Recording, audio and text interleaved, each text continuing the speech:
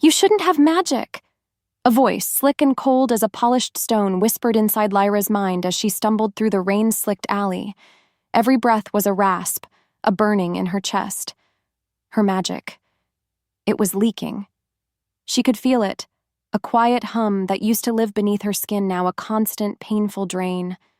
Not only that, but her muscles screamed with exhaustion, each step a fight against a world that wanted her to fall. Her world tilted. She braced a hand against a dumpster, its cold metal a shocking comfort. Because of that, she could feel the sigil on her wrist, a black, searing mark shaped like a broken sun. It was like a parasite, a leech on her soul, sucking the light and life right out of her. What's worse, she'd been on the run for days, living on scraps and fear. In fact, the hunger was a hollow ache in her gut, a constant reminder of how close she was to the end. She didn't know what scared her more, the gnawing emptiness or the creeping cold of the mark. Her body was giving up because it had nothing left to give. "I am coming for what is mine, little witch." The voice returned, this time laced with amusement. Lyra flinched, pulling her arm closer to her body as if to hide the mark.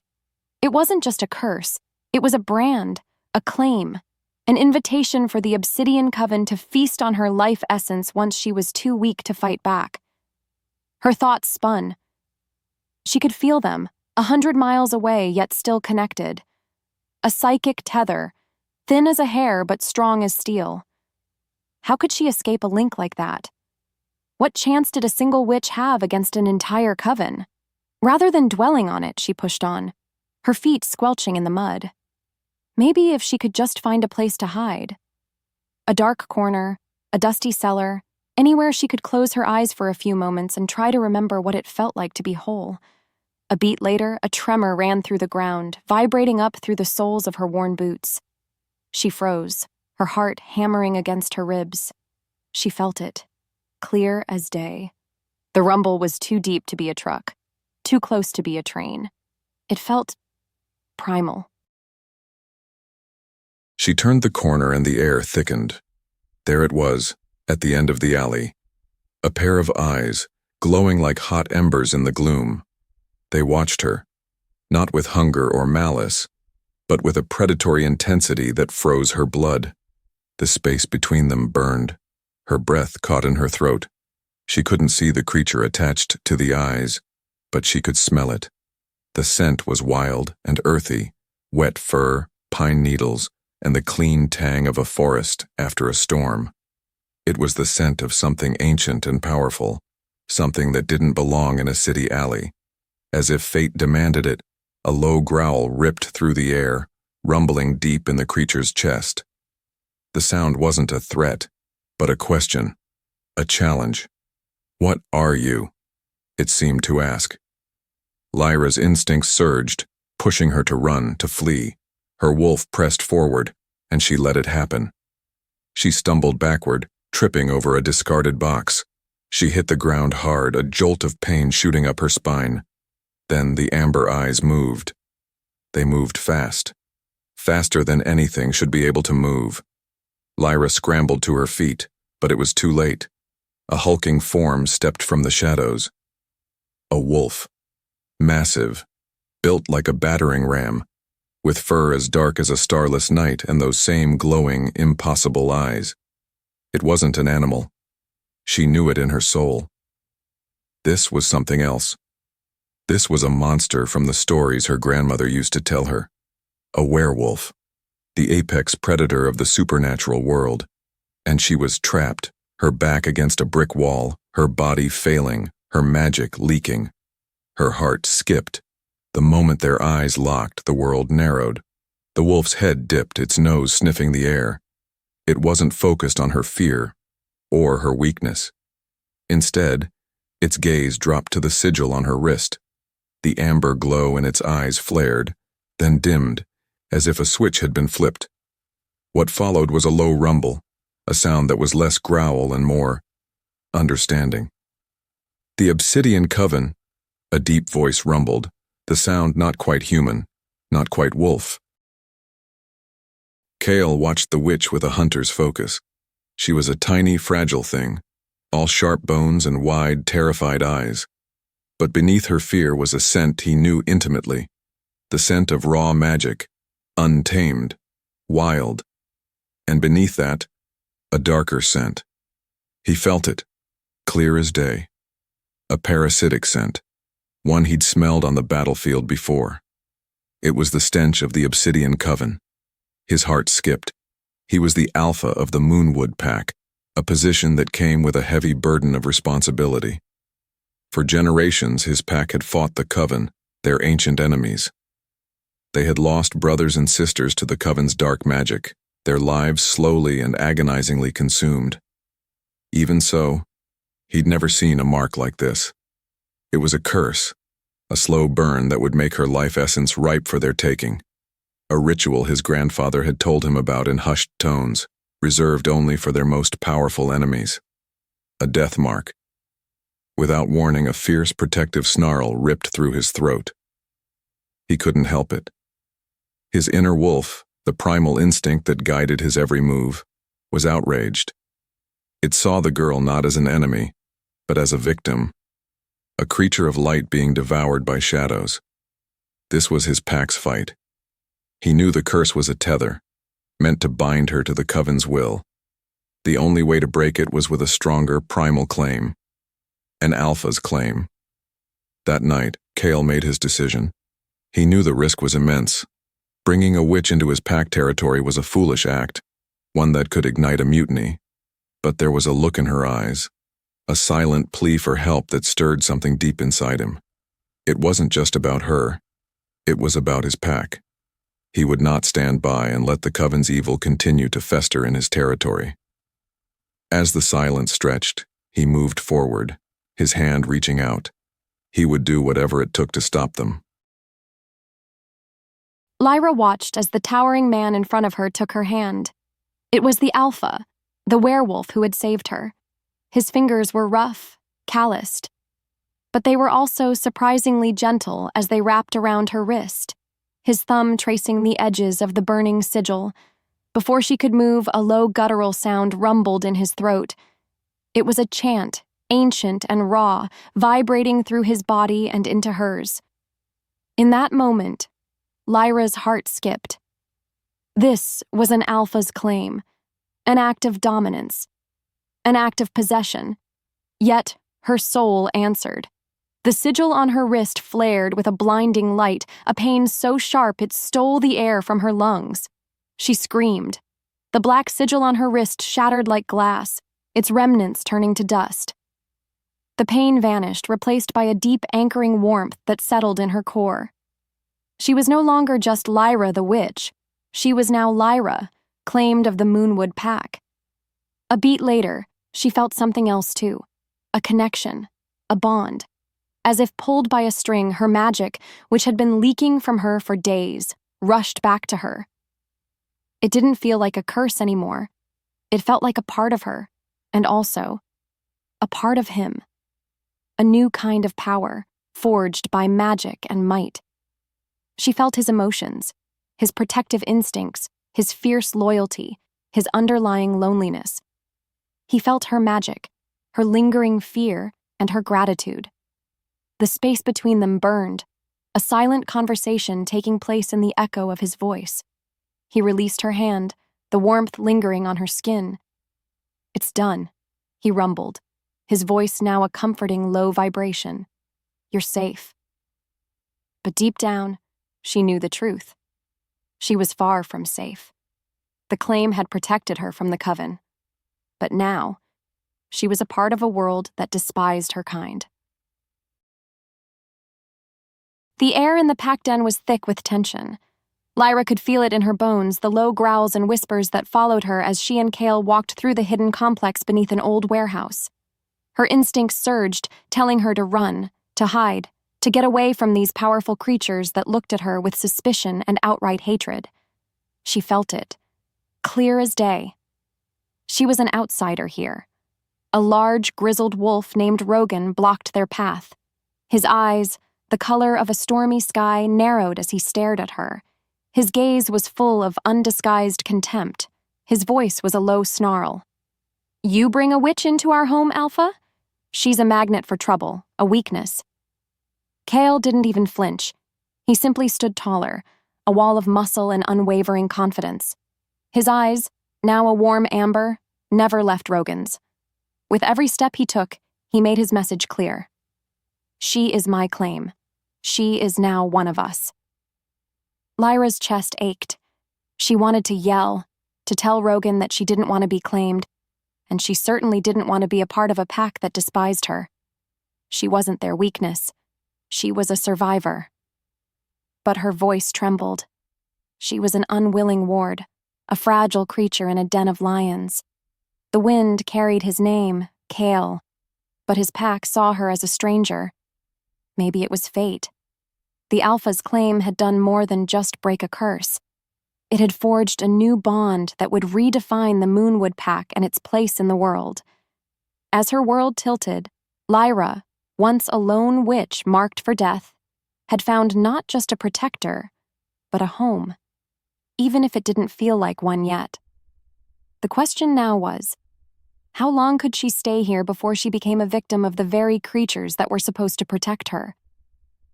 The air thickened with Rogan's silent promise of more conflict to come. The weight of the claim. Lyra felt their stares more than she saw them. They were like 100 tiny pinpricks on her skin, cold and judgmental. The air in the pack den was heavy with a damp, earthy smell, and a tension so thick you could almost taste it. She sat in a corner, clutching a blanket Kael had given her. Still, she couldn't shake the feeling of being a wild animal in a cage. Her new home felt more like a prison. Truth be told, Kael's claim had done more than just link her magic to his. It had also linked her to his pack. Every time a werewolf glanced her way with a sneer, a low, unhappy thrum would ripple through the bond. She could feel his frustration and his loyalty to them. She didn't know what scared her more, the whispers, the cold stares, or the angry thrum of the pack's judgment that came with every new day. With every heartbeat, she felt the weight of her new reality. Lyra, the lone witch, was now Lyra, the pack's burden. She didn't belong. Rogan, Kael's second in command, made that clear enough. He didn't even try to hide his hatred. "She's not one of us, Alpha," he'd said earlier that day. "You brought a curse upon us. Mark my words." In the quiet that followed, Kael had just stared him down. He didn't say anything, which spoke volumes.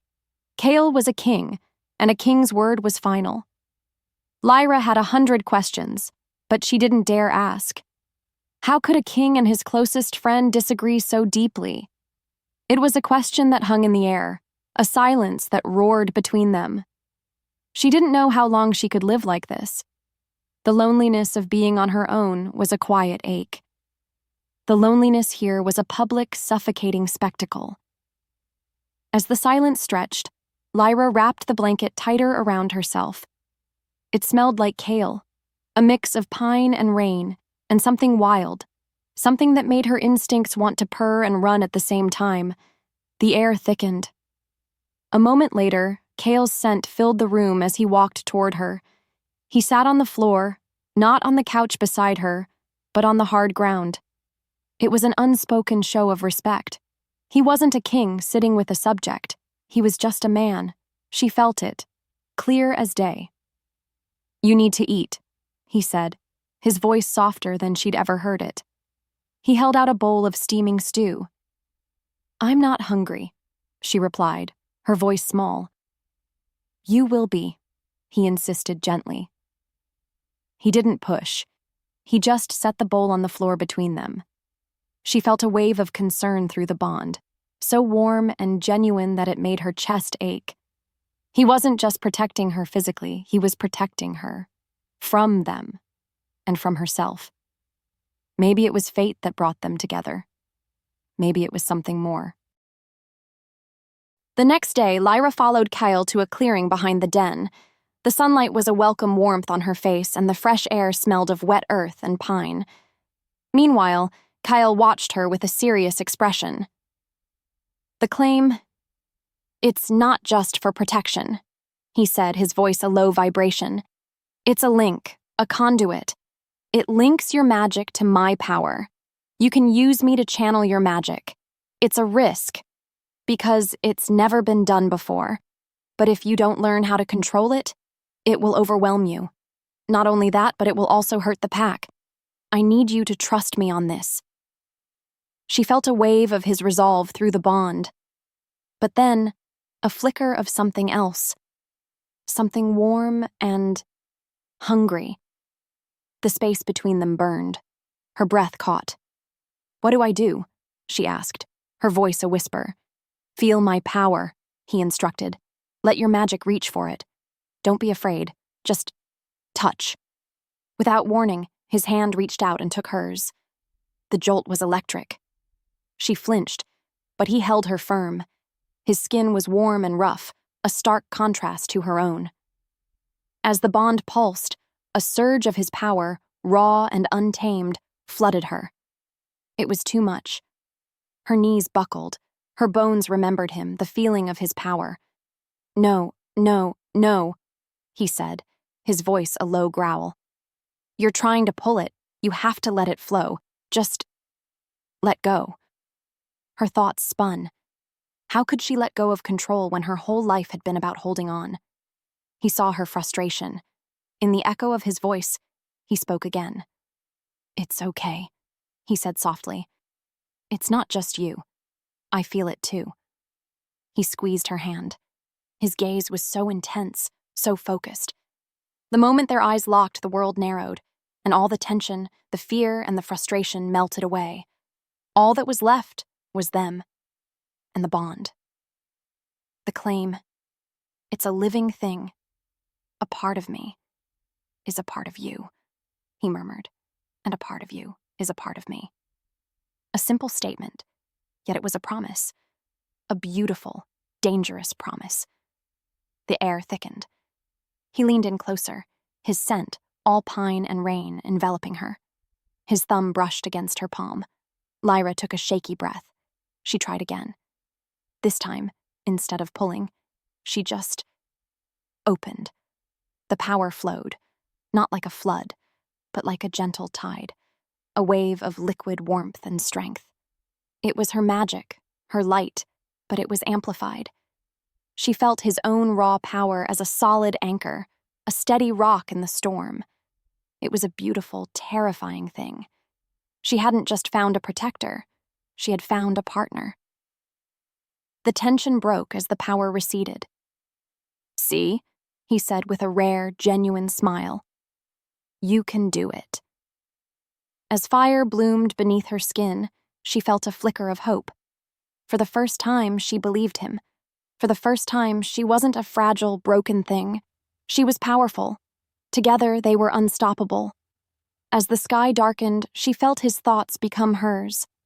He was protecting her, and she was protecting him. That night, Lyra couldn't sleep. She walked through the den, a lone figure in the dark, the whispers of the pack replaced with the quiet snores of sleeping wolves. She passed Kael's office. The door was ajar, a sliver of light spilling out. She felt a pull, a curiosity that she couldn't ignore. She pushed the door open quietly. Kael was sitting at a large wooden desk, a photo in his hand. His shoulders were hunched, and his posture was filled with a grief that she could feel even before she saw his face. His scent was different here. Not the pine and rain of the forest, but the stale, lonely scent of a man buried in the past. It was a new feeling from him, a vulnerability she hadn't seen before. He looked up, his amber eyes tired. He didn't seem surprised to see her. "Can't sleep?" he asked, his voice low. I felt something," she confessed, her voice trembling. "The bond. It felt sad. Lonely." He just nodded. "It's a two-way street."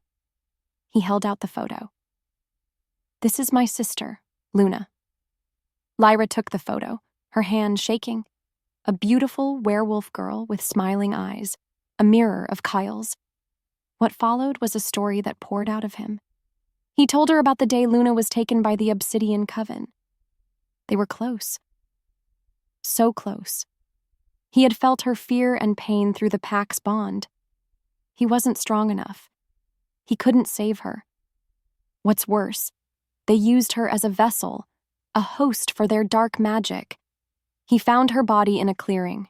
She was empty. She didn't die because of the coven. She died because of him, because he wasn't strong enough. Lyra felt the raw, primal grief that had been locked away in his heart. It was a feeling she knew all too well. It was what she felt when the coven found her. The fear, the desperation, the feeling of being a helpless victim. She didn't know what scared her more. The coven was a monster, but the pack's hatred was a ghost. As the truth unraveled, Lyra realized why the pack hated witches so much. To them, Lyra was not a new friend. She was a weapon, something to be used. As the silence stretched, she felt a wave of his pain. He had failed once. He would not fail again. This was his burden, a wound that had never healed. "I'm sorry," she whispered, her voice barely audible. "Don't be," he said, his gaze fixed on her. "I will not let them win this time. I won't let them take you." "But they're coming back," she said, her voice filled with a desperate certainty. "They felt me. And then they felt the bond.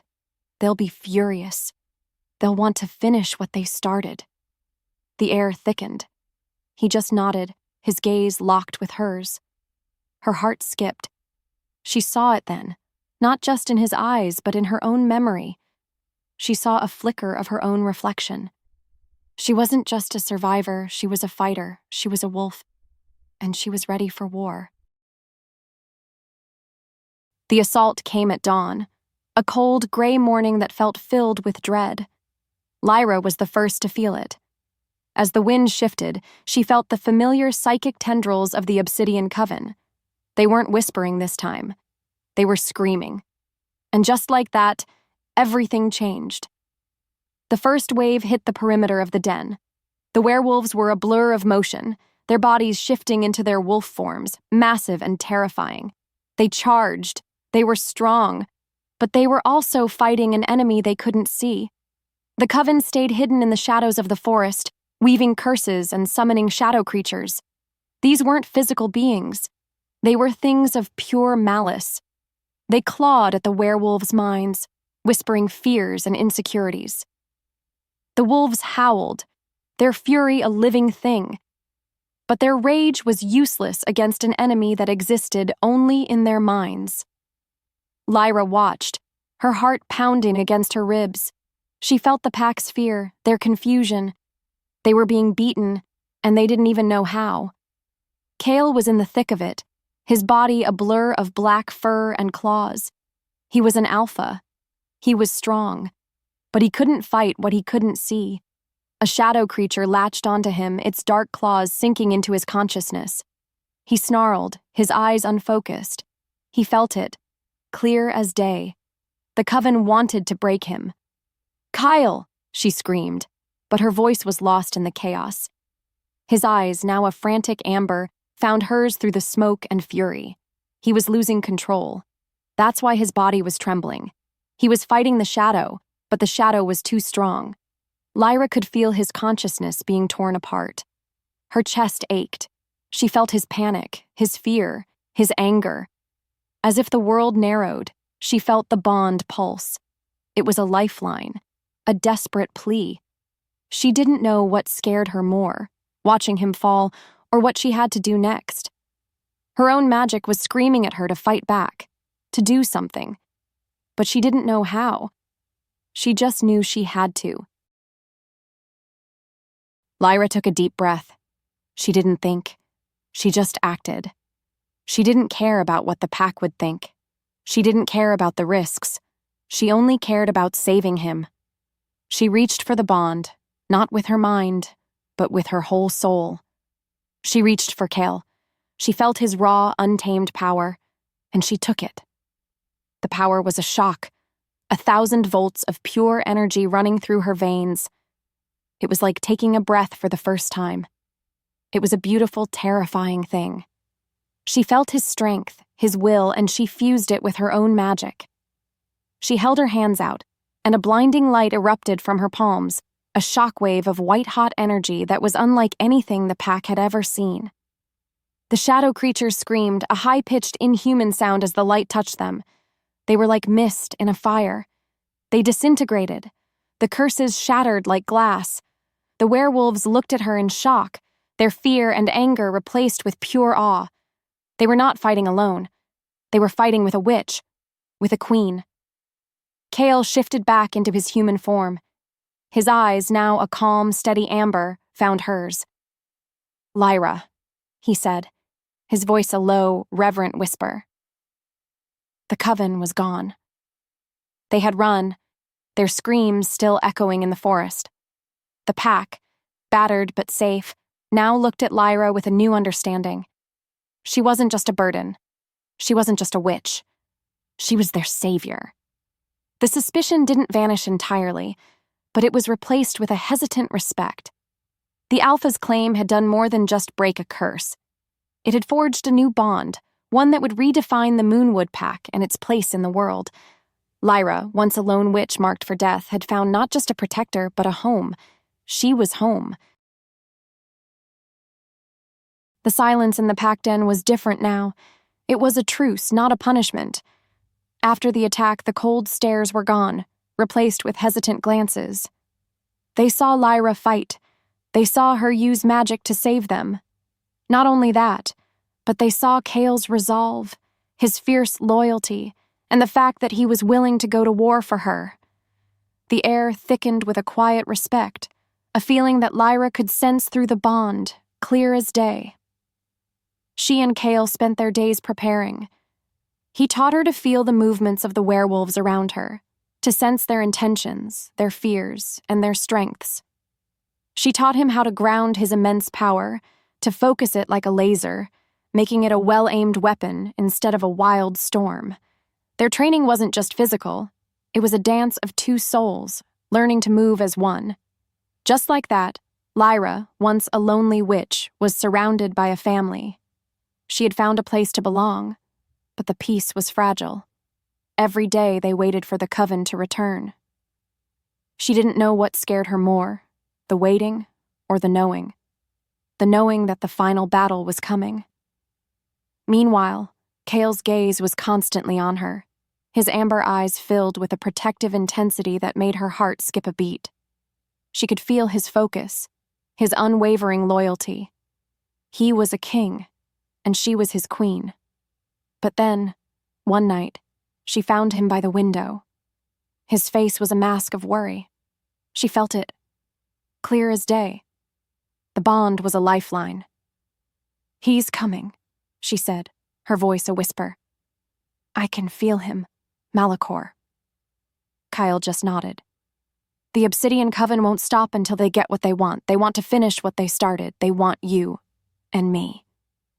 He turned to face her, his hands coming up to cup her face. His touch was a balm. "Are you afraid?" "I am," she confessed, her voice trembling. "But I'm not afraid for myself. I'm afraid for you, and for the pack." His thumb traced her cheekbone. The space between them burned. "We will face it together, as one." He leaned in, his breath warm against her lips. "I won't let you fall. I can't." In that moment, she realized it. The claim wasn't just a physical bond. It was an emotional one. He didn't just protect her. He loved her, and she loved him too. She leaned into his touch, her body moving on instinct, her soul answering his. She didn't know what would happen tomorrow, but she knew that tonight. She was home. As the silence stretched, a new voice echoed in their minds, thin and reedy. "Little witch. You thought you could hide from me? You thought you could steal what is mine? Foolish girl, your protector will fall, and I will claim what is left." The air thickened, and the world narrowed. The wind outside howled, a grim chorus. The storm was here. The next morning, the coven returned, not as a scouting party, but as an army. They came with shadow creatures, dark spells, and Malachor himself. his skeletal form seeming to glide across the forest floor. He was a being of pure malice, a shadow without a soul. The werewolves, ready this time, met them head-on. Rogan was at the front, his body a blur of muscle and fury. His snarling rage was a physical thing. He didn't trust her, but he trusted Kael, and for now, that was enough. They fought with brute force, their claws and fangs tearing through the shadow creatures. They were a force of nature, an unstoppable, primal army. Meanwhile, Lyra and Kael fought together, a living embodiment of the bond. Her magic was his eyes, his strength was her sword. She blasted curses before they could land, her hands weaving webs of light. Kael tore through the Coven's ranks, his every movement a testament to his power. But they were losing ground. Malachor was too strong, and he was getting closer. As if pulled by a string, Malachor separated them from the pack. The forest floor was a blur of chaos. He stood before them, his eyes glowing with an unholy light. He didn't care about the pack. He only cared about them. "You think you are strong?" Malachor rasped, his voice a dry whisper. "You are nothing but a stolen vessel, girl. And you," he pointed a bony finger at Kael, "you are a fool. You stole what was mine. Your sister's foolishness was a warning. My revenge will be a lesson. I will take from you what you hold most dear.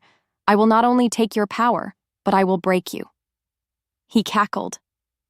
The space between them burned and her breath caught. He wasn't just a man. He was a monster. Come morning, they will have nothing left. Lyra didn't know what scared her more, his voice or his words. Lyra felt a surge of cold terror, a feeling that had lived inside her for so long it almost felt like a friend. But then, she looked at Kael. His hand found hers. His touch was firm. "We are one," his thoughts whispered through the bond. "You can't break us," she said, her voice filled with a power she didn't know she had. "Because our bond is stronger than your curses, and we are not afraid." Malachor just laughed. He reached out with a dark, twisting spell, a tendril of pure malice aimed at their bond. Lyra felt it, a cold, splintering pain that tried to tear them apart, but she held on. She focused on the warmth of his hand, the fierce love in his eyes. She focused on the memory of the night he saved her. She focused on the feeling of being home. "You are nothing," she said, her voice growing stronger. "You are just a parasite, a ghost. You have no real power. You only take from others." With a final, desperate surge, Lyra channeled every ounce of her magic through the bond. She didn't hold back. Not this time. With Kael as a conduit, she blasted Malachor with a wave of pure, radiant light. A light so bright, so pure, it was blinding. The force of it was staggering. It wasn't just her magic. It was her love, her strength, her hope, all of it. Malachor screamed, a sound of pure agony. His body, his essence, all of it, began to disintegrate, to turn to dust. The light consumed him. And then, he was gone.